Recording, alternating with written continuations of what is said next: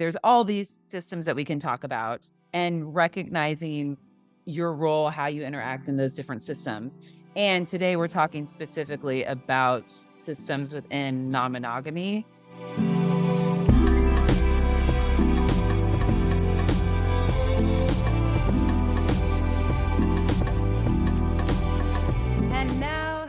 Hello. Welcome back to Queer Relationships, Queer Joy. We're queer and we're here and we have joy.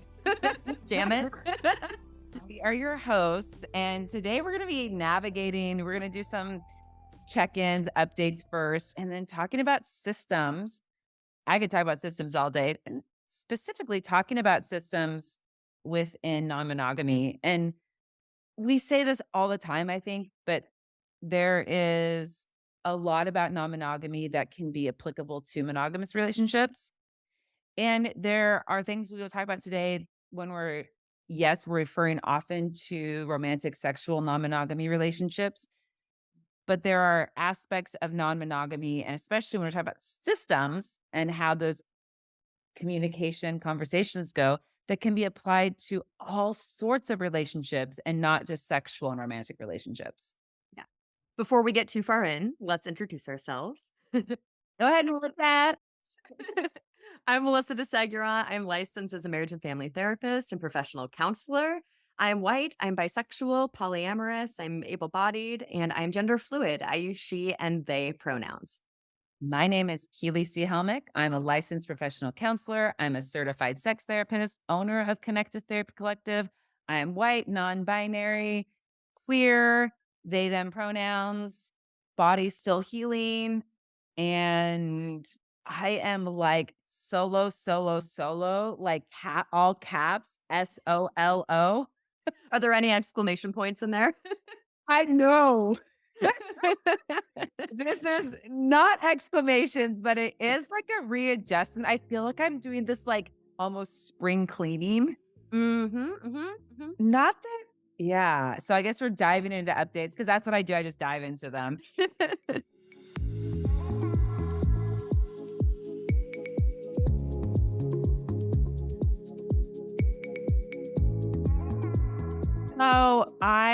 So right now I'm recording from my home, which is San's roommate.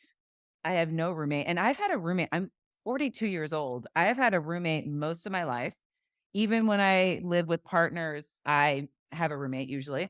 No roommate. Kids are not here right now. No pets. Literally, I'm chilling in the Sounds home. like a big adjustment. It is a huge adjustment.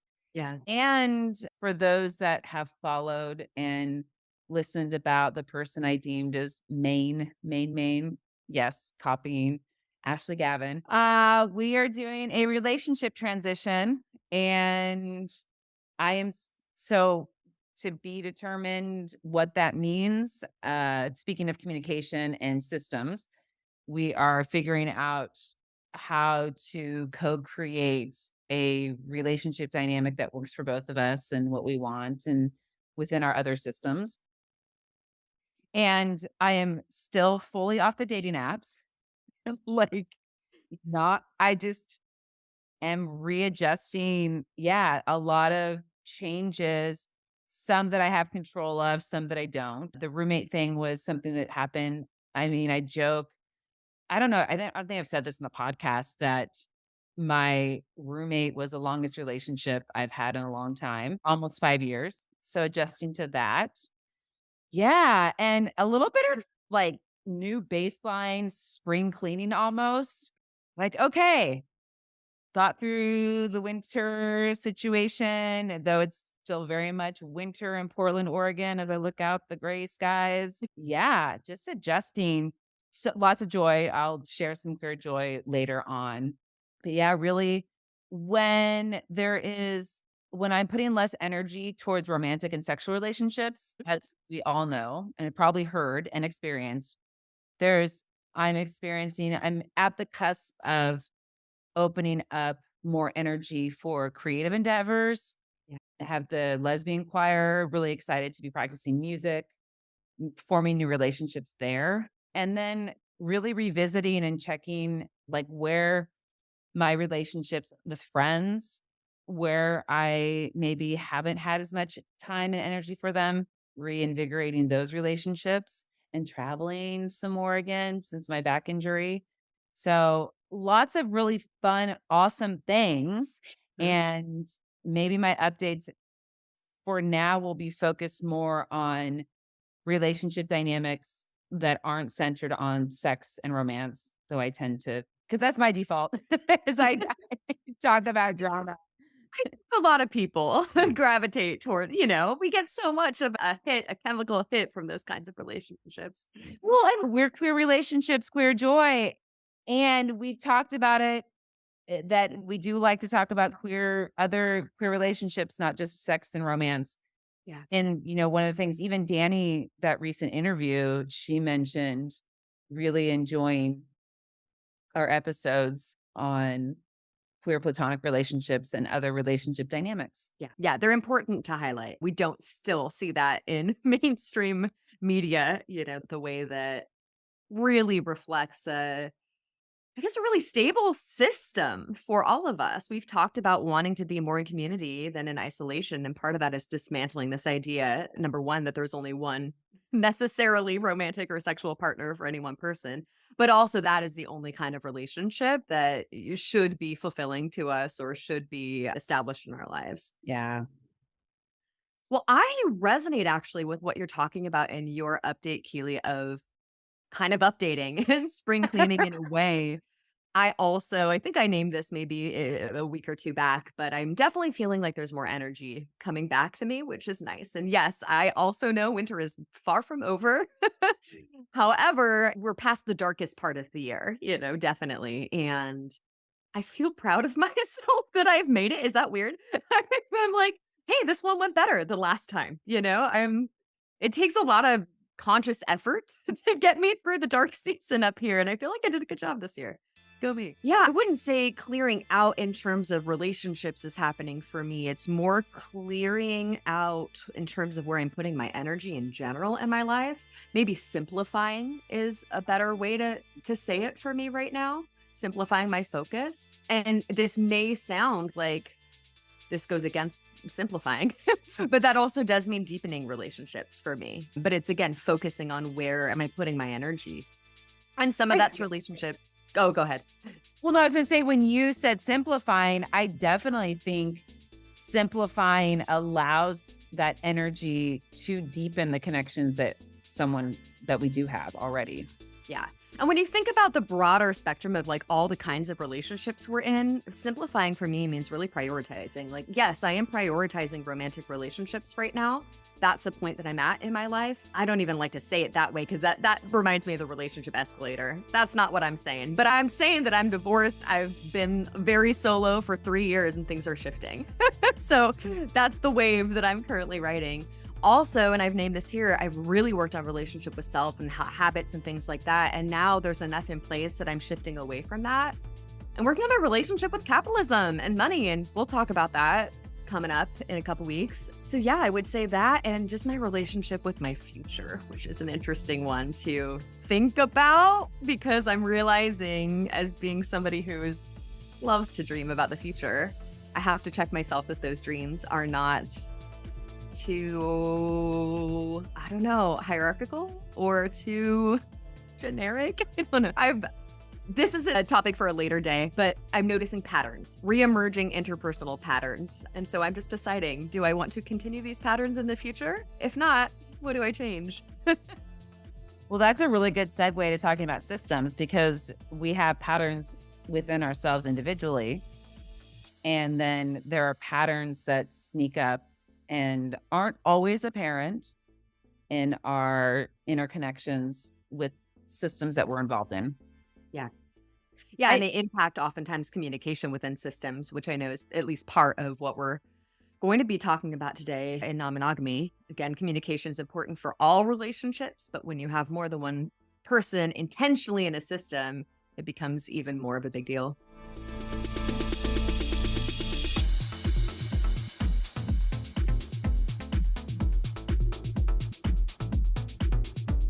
Yeah, and I think clarifying when I use the word systems, if we're looking at ourselves or listeners as you are tuned into this episode, systems isn't there's all these different systems that we're involved in. And so your systems at work, your family systems, your friendship systems, the bigger system of the city you live in. I mean, there's all these systems that we can talk about and recognizing your role, how you interact in those different systems. And today we're talking specifically about more those systems within non-monogamy and really recognizing when we talk about systems is that we affect more what we do affects other people and what other people do affects us. I mean, to put it really simply. So how if we know that, how are we more intentional and take accountability and work on developing better ways so Mhm. that we're having positive effects and spreading joy. We want the whole system to be healthy, and that it's inherently complex because what I hear people get concerned about is if almost if they put too much of a systems hat on, there's a fear about codependency. Like, if I Uh, acknowledge that I impact other people in the system, doesn't that make me codependent? So, no, not automatically, and maybe that's more of what we can broaden on today. well, yeah, I think that there is this balance and finding, it's interesting because I think that there is such a white Western United States way of being that's so hyper independent. Right. And I was doing a group supervision last week, and we were talking about someone's self-esteem or validation or something, and they're like, "Oh, the automatic answer is, well, you should, validate yourself just by yourself. You don't need anyone else. You can just, you should it should all be internal." It's like, "Hold on." Yeah. Like, that's too oversimplistic, and I think that because our society is so hyper individualistic, and I think in the group ratings, when you talk about, and I don't have the study on top of my head. I wish I was more more inclined to have that to inform people. But there are these, what are they called? Sociologists. They study, and there are these ways of looking at societies and how individualized they are and how communal they are. So I think it's interesting talking about systems and reflecting on how the United States compares to other countries. And United States, according to the way that these standards, the way these are measured, United States is the most individualistic country out there. Yeah. It's we're not gonna go into this today, but as you said that, I just in my head went back and, like, did a little analysis on the US as if the US was like a person, right? And think about the attachment wound with Great Britain and, like, maybe we're an avoidant.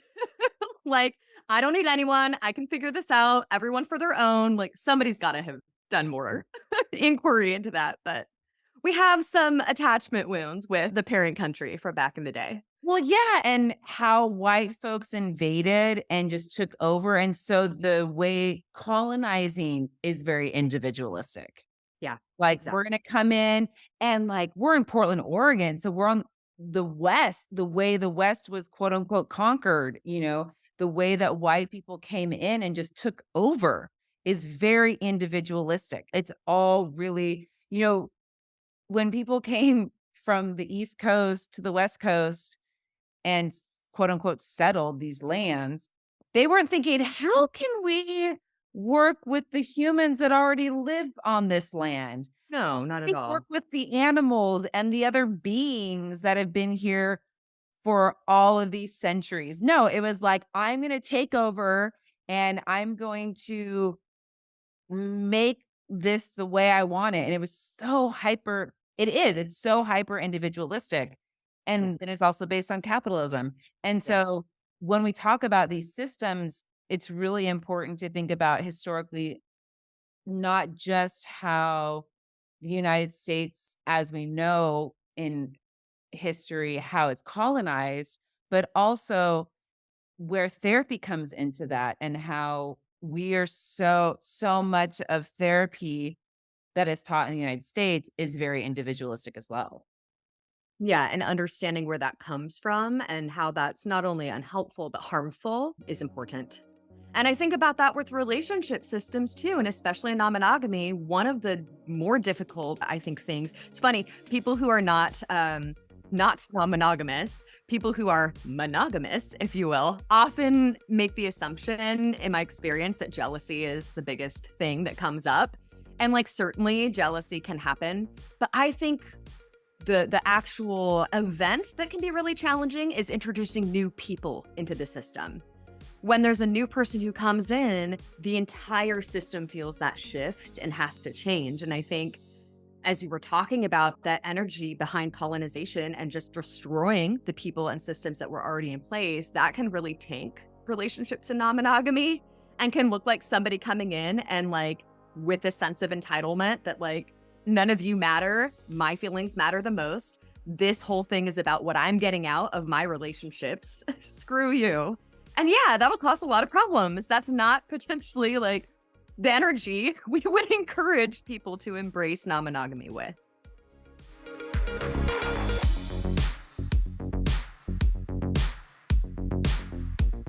Hey, it's Cardinal, your behind the scenes buddy. Did you know we have a monthly mental health resource newsletter?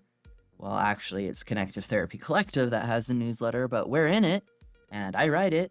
Every month, I email you a list of the new QRQJ episodes, a resource of the month, a mutual aid opportunity, and any new workshops or group therapy that CTC's got going on. Just a little dollop of mental health in your inbox every month. Sign up at the link in the episode description. All right, back to the show. Yeah, and that doesn't mean that you're not aware of your own needs and desires in those moments. I also am curious when you're saying this, Melissa, I'm thinking also how NRE affects this. Gosh, And yeah. coming in with this like energy of like, "Oh, this is the best thing ever," and really riding this high and rose-colored glasses, however you wanna talk about it.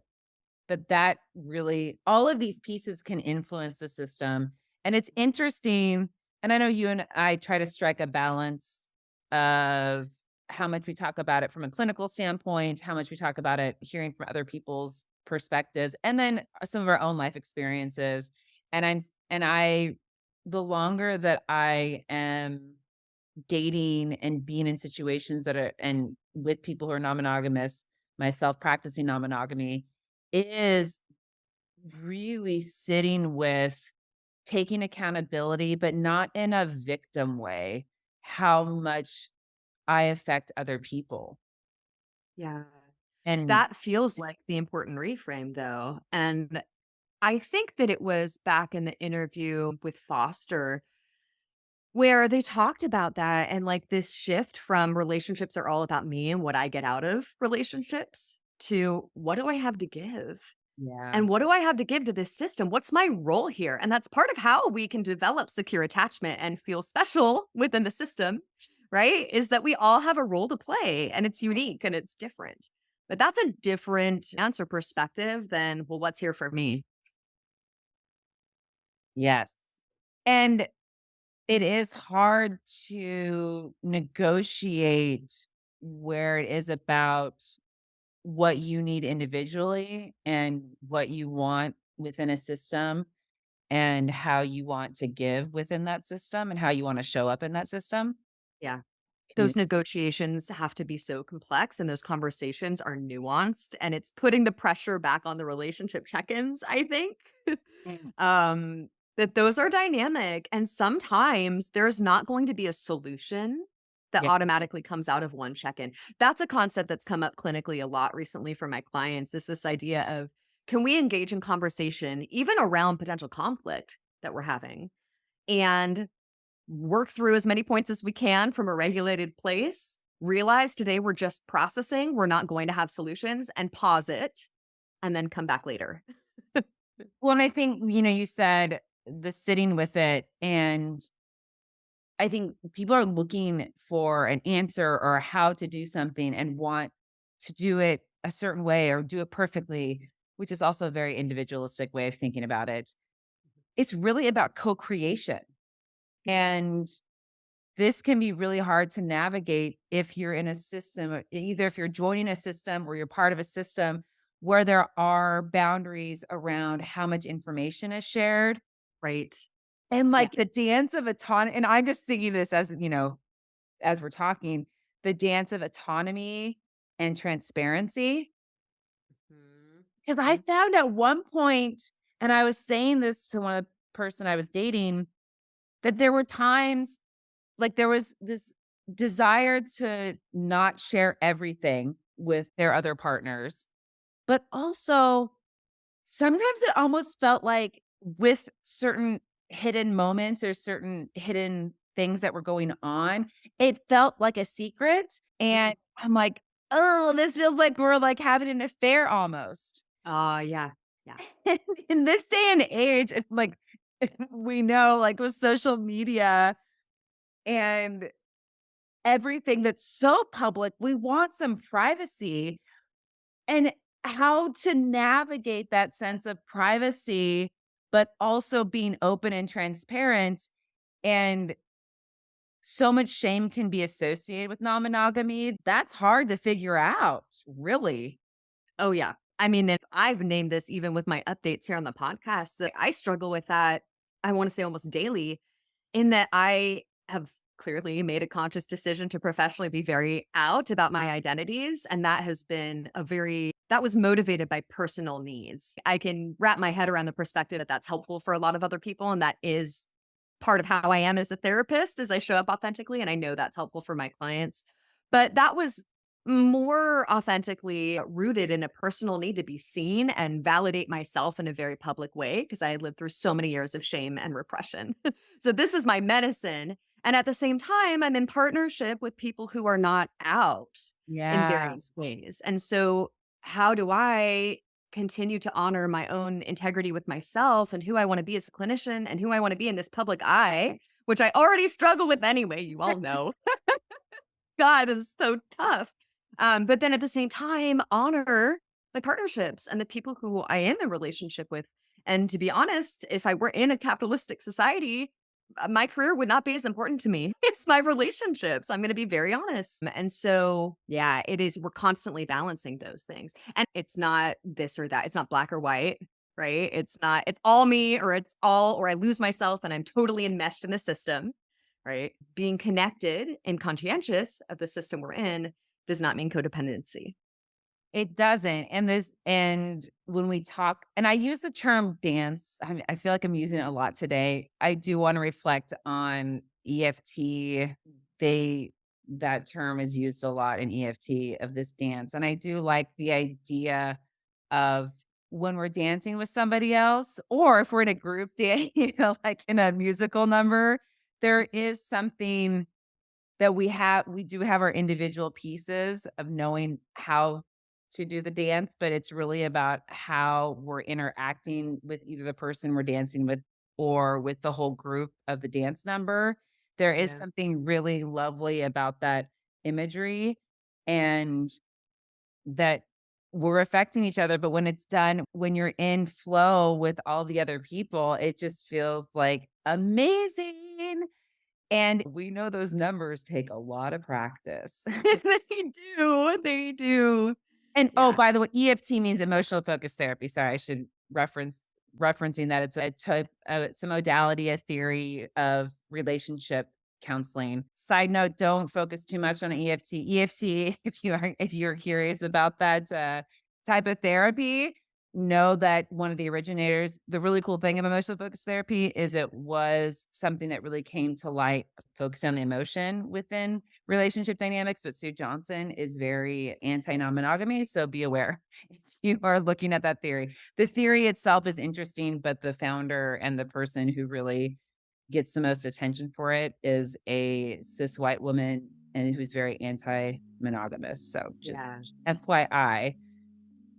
Anyway, that was a side note. Just Yeah. Well, it is. I mean, my perspective is it's kind of ironic because I find the theory to be helpful for all systems, but okay. Sure. Everyone has their own opinions. yeah, yes, the theory itself is helpful, and the origins of it are Yeah. Yeah. sucky. Questionable.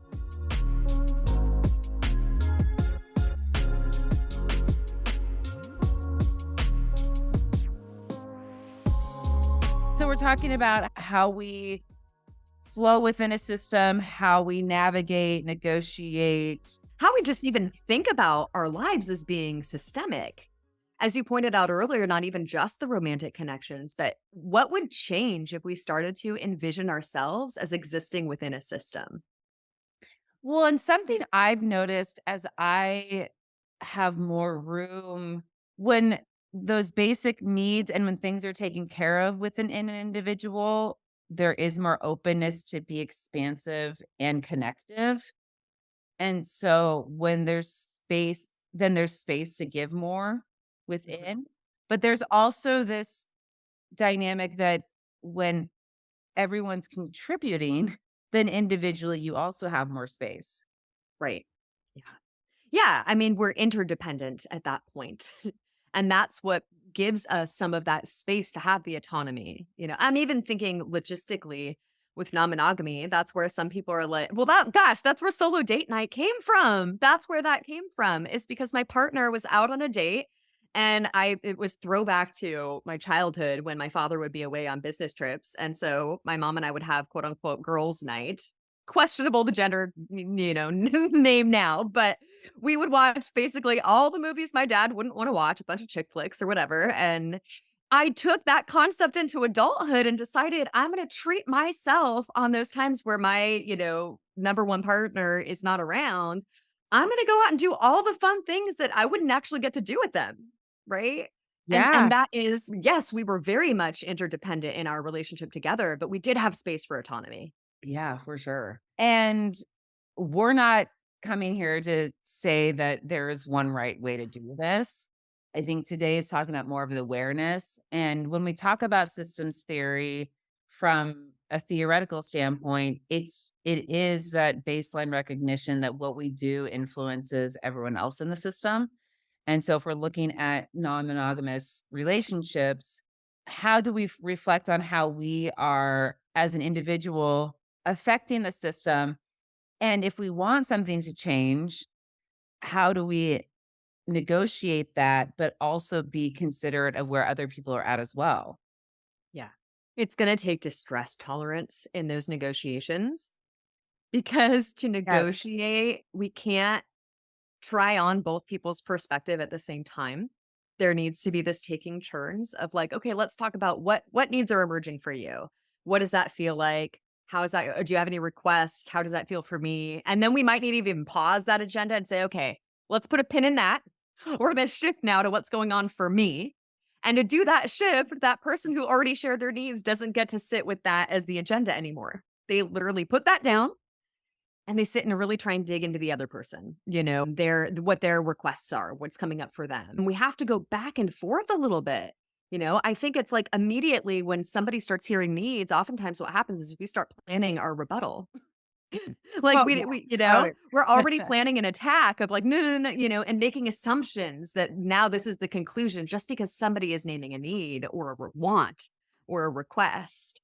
well, and as you're saying this, Melissa, I think one of the things I really wanted to navigate when talking about systems within non monogamy is recognizing the complexities of the queer non monogamy scene because there is such the social world shrinks so dramatically Yeah. when you go into the queer non-monogamy sphere. Yep. And I've heard from other cities and I mean, in some ways, I don't know if this is exactly true, but I'm in Portland, Oregon. You kind of look at like Portland, Seattle, and San Francisco, like this West Coast, like non-monogamy mecca. Yeah. And hey, we're a queer podcast, so, like, I don't need to speak to the cis world, cis hetero non-monogamy world. So, but I do know for queer non-monogamous folks, it shrinks. And so there's also this interplay, even as we're saying, okay, we're looking at the system that, you're involved in with your sweeties, your metamors, however that plays out, but we're also affecting the bigger queer community. And that's what I've been trying to swallow for the past couple years of like, when we talk about systems, how do we navigate that? And when the community is so small, how do we navigate the dual relationships? And we've named that concept before, but that inevitably will happen where somebody is potentially both our ex and our metamor, you know? Holding different hats. Yeah. I think I said this, it's released before this one, I think. This really came into play, and in my mind, it's very beautiful, but there is when I recognize the impact that I was having on somebody who was now a friend's partner, and hearing about my role in their relationship where I was like, "Oh my gosh, like, I'm being really upfront. We stopped any kind of sexual relationship together. They're focusing on their relationship, and yet I was still this character in their play, in their relationship play." Yeah. Yeah.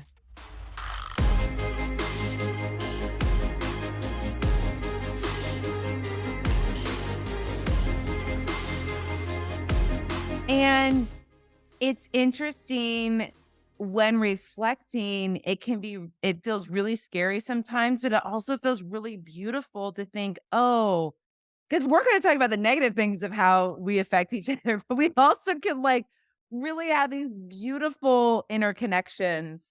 And when this specific friend I'm talking about, I mean, they'll talk about definitely like their exes of who are now hooking up down in the California area or in other states. Yep. Even in other states, it's like becomes a very small world. Yeah. And if anything, if this episode can help reconfigure what systems means and what interdependence means and how we can think about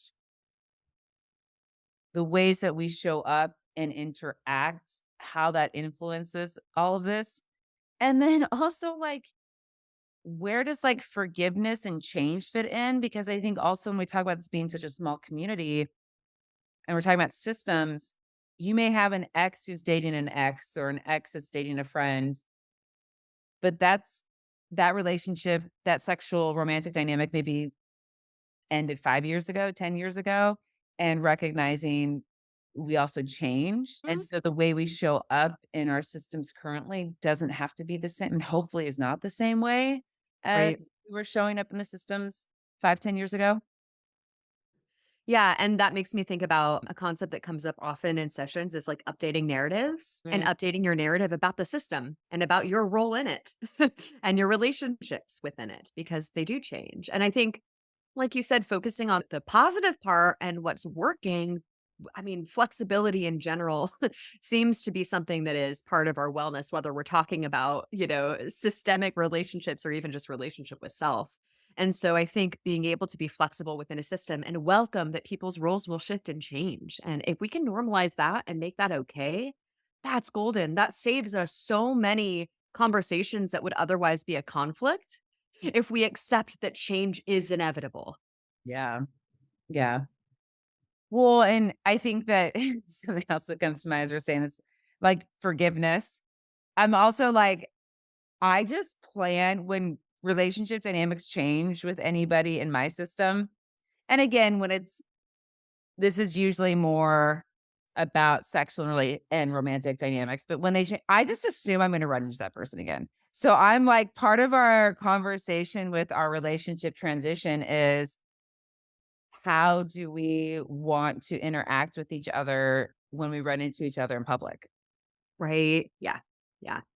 And can we like take away the shame or, yeah, that'd be the right word. Take away the shame of, oh my gosh, it's going to be so awkward. I don't want to run into somebody, my ex or the person I was having sex with or had a fling with. And it's just like, you're just going to run into them.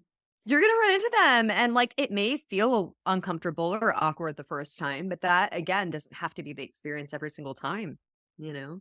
I referenced this I wanna say this is, like, podcast season 1, so this is going way back, but I had a relationship at one point in college where it was a very small system. I went to a very small theater program. And so, don't enter your assumptions here about all our connections and dating one another and system. Some of them may be true.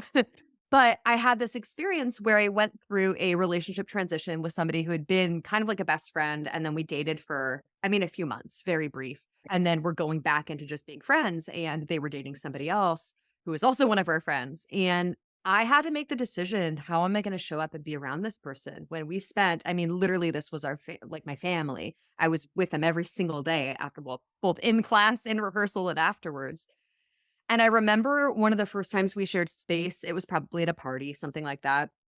And the feedback I got afterwards was actually the person being a little bit like caught off guard that and granted, I mean, I can mask. So, I guess I was masking like, hey, we're just buddies. And they were caught off guard that there wasn't a big, like, dramatic energy from me or like a longing. And that I just seemed very cool about like, we're going to be friends. And some of that was masking the pain. That's definitely part of my, like, own trauma response. However, in the long run, it was really productive into us being friends because I was able to, in that conversation, name, yeah, I did have emotions, and I don't find it to be productive to sit here and linger in the relationship that isn't anymore. I really want to embrace what we can be and became even closer friends after that. So, again, we can change the narrative on what it has to feel like to be in the space with our ex.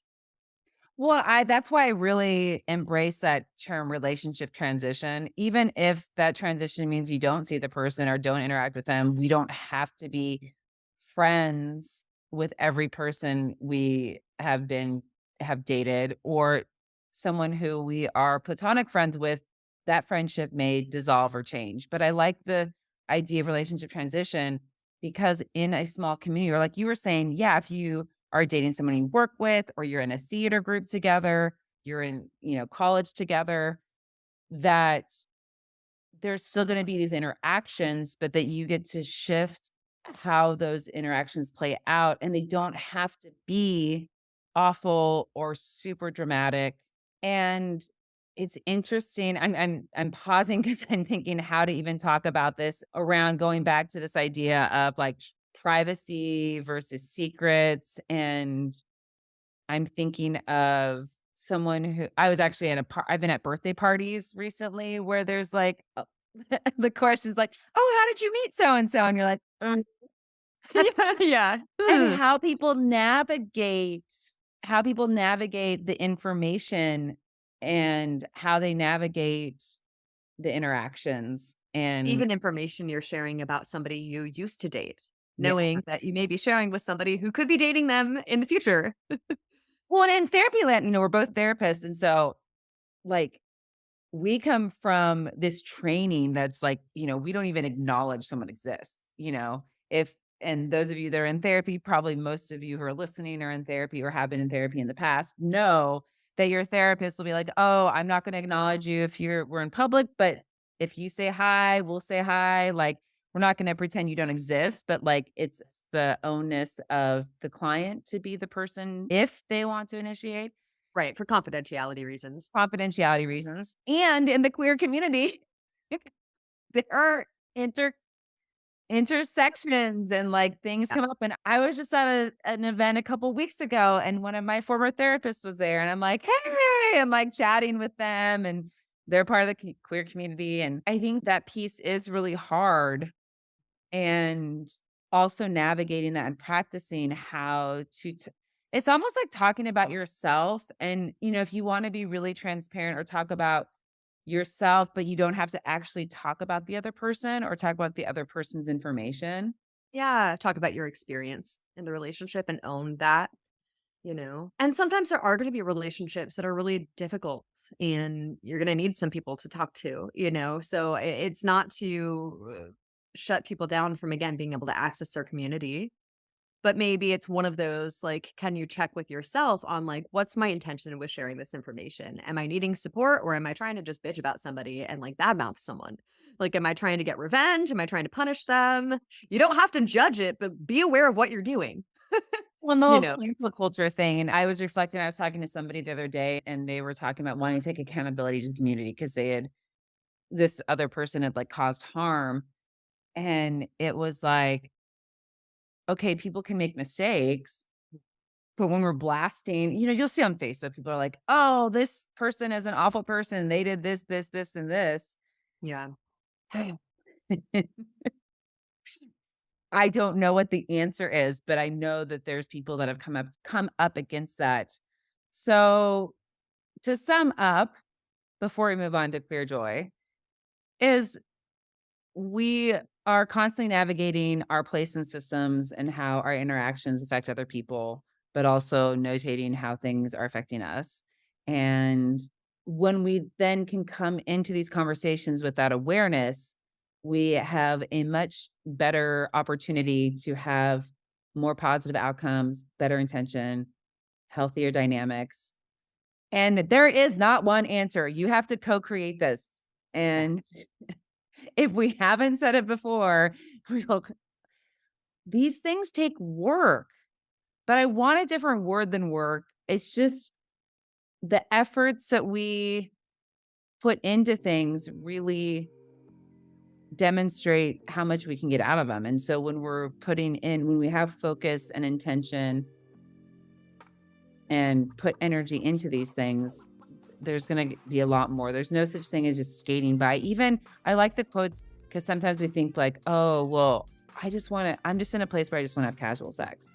And then someone in a quote was like, even with what we call casual sex or random sex, eventually, if you're having sex long enough with somebody, different emotions are going to come up. Mhm. Well, and even with like the one night stand casual sex with a stranger, for a lot of people, and what we would promote from a safety standpoint, that still involves very direct communication about your stars, right? Like the STIs, STDs, safety, turn-ons, avoids. Like so, for some people, it's like, oh wait, that doesn't feel so casual anymore. No, to do relationships really well, it does take effort and it does take practice and it does take showing up. Yeah, and even those, you know what? Those one night stands, you might happen to see them in the community. Very possible. And we're not there's no that's fine. There's nothing wrong with that. We're just saying that it's like it happens.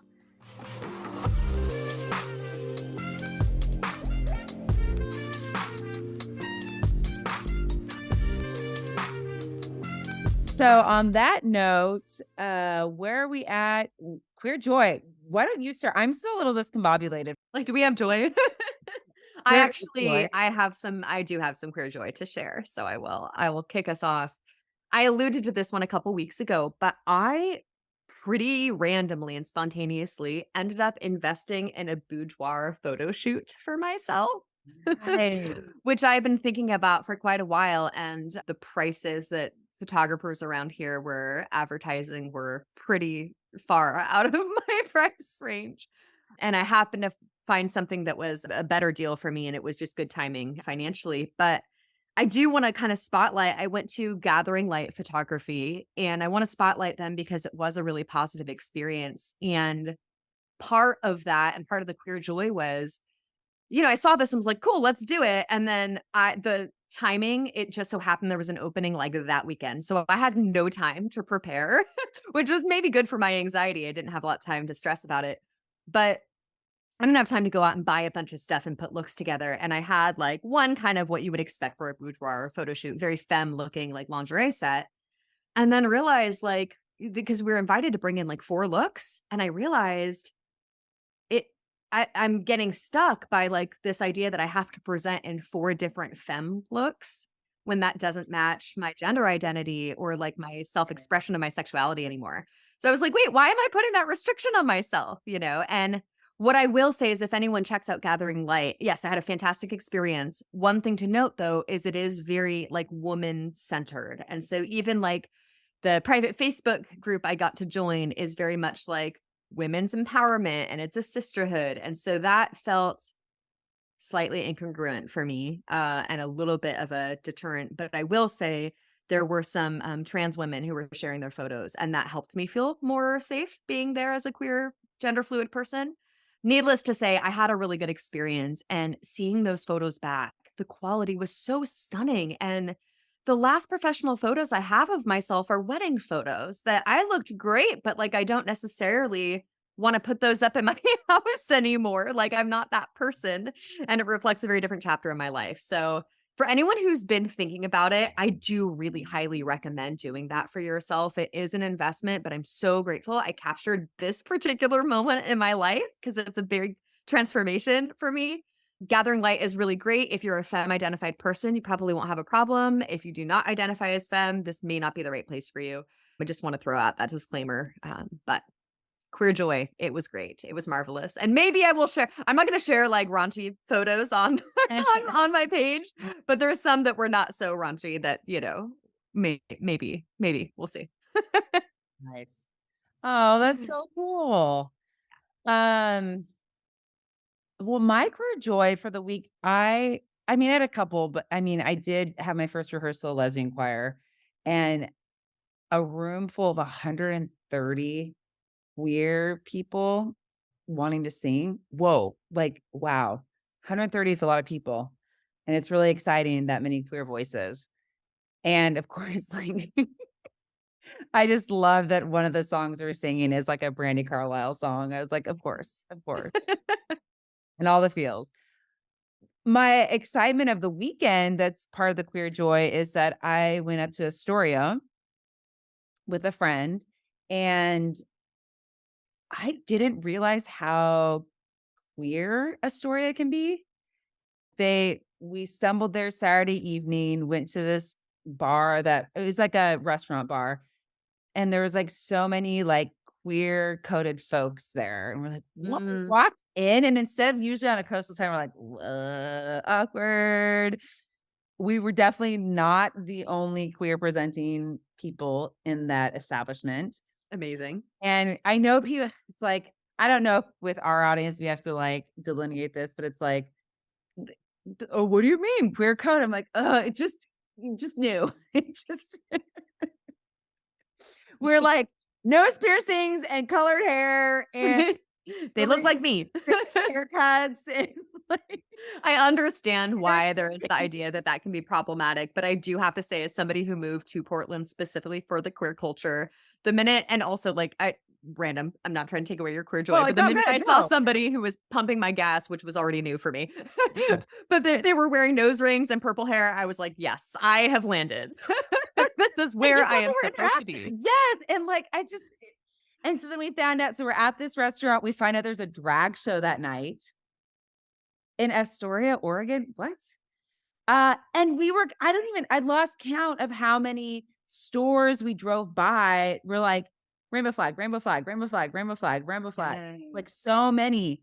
So that was like in and of itself, I mean, definitely specifically queer joy. We're just like in this place where feel pretty comfortable. Now, just like Oregon, in this small town of Astoria, we also had moments that were like, not Mhm. so great. But overall, it was just exciting. And what a low baseline where we're like, Yeah, representation in yeah, a little coastal town. And Astoria is a very interesting. Yeah, Astoria has this like, we're also talking, there's this like woo energy with like these different stores with like gemstones, but it's also like witchy apothecary type energy. But it also is like ships and pirates and, like, storms that destroyed ships. It's in, like, this, like, kinda dark energy. It's a really, really yeah. eclectic. Yeah, and this is my only second time. The person I went with, it was their first time being in Astoria. So they were having all these like, "Oh my gosh." And how fun is it? It's just so fun to go somewhere, even if it's not your first time, to witness someone's first time. Yeah. It's like, oh, and that's queer joy, just watching this other queer person just be so lit up by this new Yeah. experience. So that Yeah. was really fun. And then, of course, we like ended up watching like a parts of Goonies. To, like, Yeah, of course. I was gonna say, you have to. yeah, so that's the queer joy. Otherwise, coming up, still getting excited for Lucy's arrival in Portland, Oregon in April. So, anyone have interest in that, please spread the word. Check out our website, follow us on Instagram, Facebook, all the things. And Otherwise, have a queer and joyful week.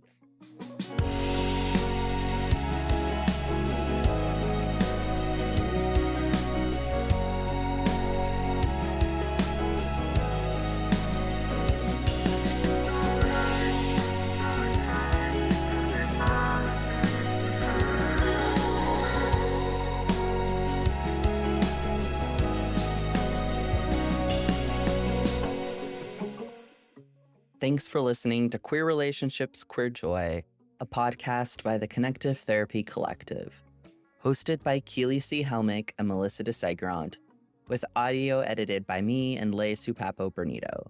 I'm your producer, Cardinal Marking. Intro music is by Bad Snacks.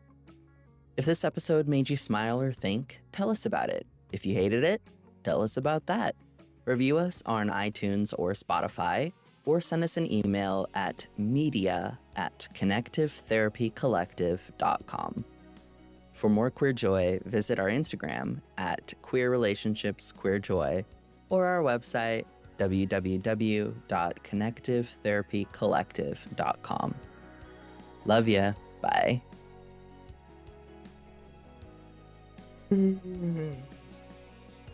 Hey. Hey, it's Cardinal, your behind the scenes buddy.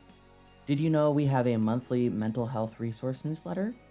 Actually, it's Connective Therapy Collective that has the newsletter, but we're part of it. Every month, I send you a new list of the QRQJ episodes, a resource of the month, a mutual aid opportunity, and any new workshops or therapy groups that CTC's got going on. Just a little dollop of mental health in your inbox every month. Sign up at the link in the episode description. All right, back to the show.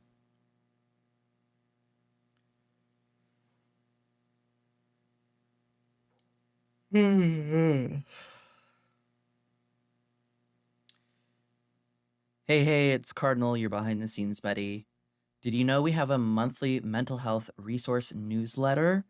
Well, actually, it's Connective Therapy Collective that has the newsletter, but we're in it, and I write it. Every month, I email you a list of the new QRQJ episodes, a resource of the month, a mutual aid opportunity, and any new workshops or group therapy that CTC's got going on. Just a little dollop of mental health in your inbox every month. Sign up at the link in the episode description. All right, back to the show.